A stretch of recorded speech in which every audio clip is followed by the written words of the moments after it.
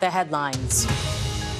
The former First Minister of Scotland, Nicola Sturgeon, says her arrest was a shock and she is innocent of any wrongdoing. Mrs. Sturgeon has been released without charge, pending further investigation. At least 10 people have been killed and 11 others are hospitalized after a bus crash near the Australian town of Greta in New South Wales.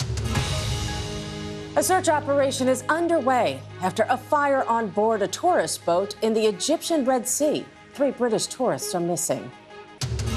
Police in Northern Ireland investigating the disappearance of a 21-year-old woman begin a murder investigation after finding a body. And Novak Djokovic becomes the most successful men's singles tennis player of all time after winning the French Open to secure a record-setting 23rd Grand Slam title. Now to France, where an 11-year-old girl from a British family has been shot dead following a reported dispute between neighbors in the northwestern part of the country. Now, it happened in a village near Quimper in Brittany. French media said that the girl's parents were injured and her 8-year-old sister is in shock. The UK's Foreign Office said it was providing assistance to the British family following the incident.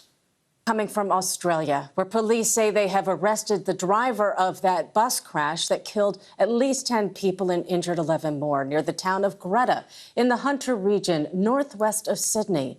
There is no update on the severity or otherwise of their injuries, but safe to say this is one of the worst road accidents we've seen in eastern Australia for many, many years. Now, Japan is poised to raise its age of consent from 13 to 16 in an overhaul of sexual offenses legislation that is currently going through the country's parliament. The world's 3rd largest economy currently has the lowest consent age among the G7 countries. The reforms of Japan's sexual assault laws comes after several rape acquittals in 2019 that caused public outrage. Residents in the Sudanese capital of Khartoum are reporting new exchanges of gun and shell fire following the expiration of a 24-hour truce. The ceasefire had held better than previous ones, but the army said that the rival paramilitary force, the RSF, resumed combat shortly after dawn on Sunday.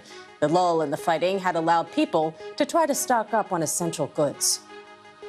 Residents of a French town, Annecy, have gathered in support of the victims of Thursday's knife attack, in which 6 people were injured. 4 children, including a British 3-year-old, are said to be recovering well. 2 adults were also hurt. A 31-year-old Syrian man has been charged with attempted murder. 4 children who survived weeks alone in a Colombian Amazon jungle have been reunited with relatives as they recover in hospital. The siblings, aged 13, 9, 5, and 1 years old, are very weak, but happy to see their family, said their grandfather.